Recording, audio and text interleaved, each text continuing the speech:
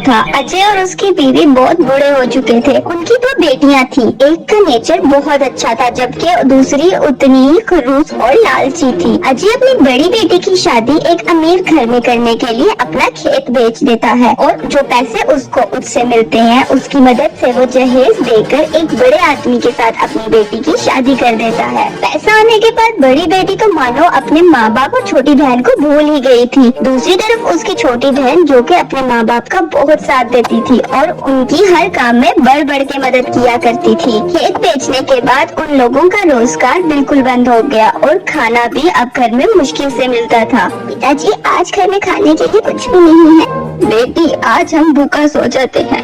कल तुम्हारे पिताजी जंगल से कुछ लकड़ियाँ काट लाएंगे।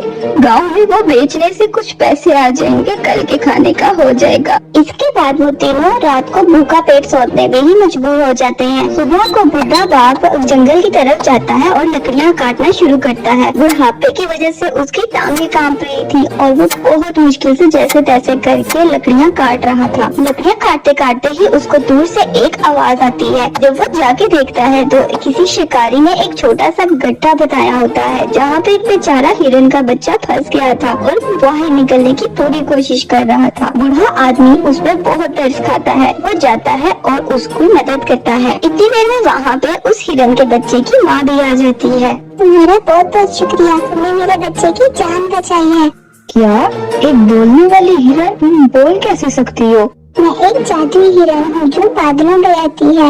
मेरा बच्चा खेलते खेलते जमीन पे आ गया था और शिकारियों के जाल में फंस गया था। इसके बाद वो जादुई हिरन उस बूढ़े आदमी की मदद करते हुए उसे एक ना खत्म होने वाला साबुन देती है और कहती है, ये साबुन तुम्हारे बहुत काम आएगा। ये हर पुराने कपड़े को नया बना देगा। इसके बाद वो हिरन अपने बच्चे को लेकर वापस से चले जाती है। आदमी साबुन लेके बहुत खुश होता है। वो जितनी लकड़ियाँ काटी होती हैं उतनी उठाता है और अपने साथ उस साबुन को घर ले आता है। अरे ये क्या, सिर्फ इतनी सी लकड़ियाँ? लगता है आज भी हमें भूखा पेट सोना पड़ेगा।